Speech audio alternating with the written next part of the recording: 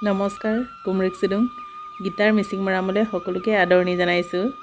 আজি আপোনালোকৰ মাজলৈ মই এৰী পলুৰ লেটাৰ ভাজিৰ ৰেচিপি আনিছোঁ। আশা কৰিছোঁ সকলোৱে আদৰি ল'ব। লেটাক মিচিং ভাষাত লেটাং বা লটাং বুলি কোৱা হয়। প্ৰথমতে মই লেটাখিনিৰ মাজৰ পৰা আকৰি পলুৰ লেটাখিনিক বাছি উলিয়াই ল'ম। এইবোৰ আমি নাখাওঁ।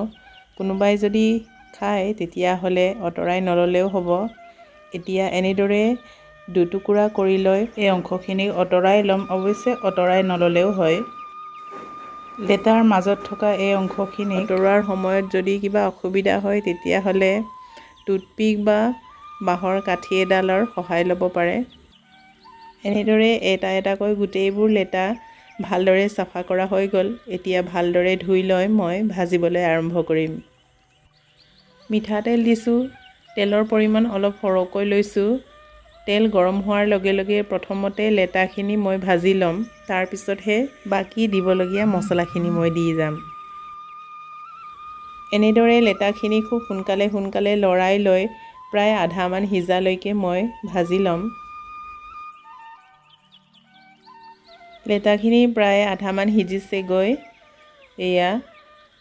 এতিয়া এইখিনি সময়তে মই কাটি থোৱা আদা, কেঁচা জলকীয়া, পিঁয়াজ আৰু নহৰু দি দিছোঁ।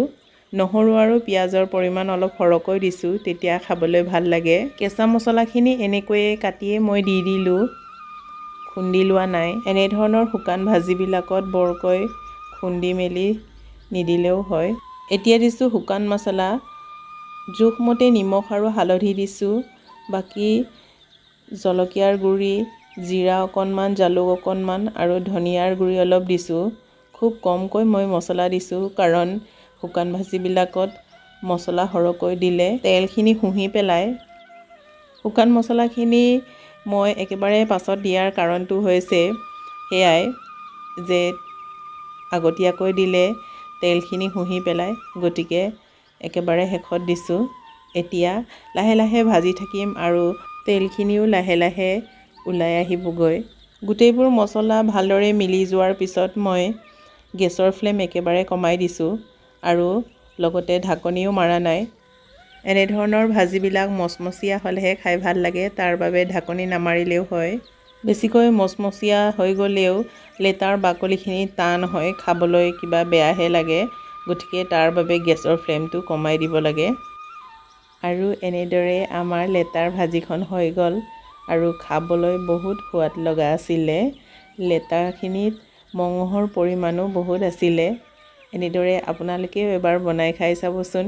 যদিহে আজিৰ ভিডিঅ'টো চাই ভাল লাগিলে তেন্তে প্লিজ লাইক, শ্বেয়াৰ আৰু কমেণ্ট কৰি দিব।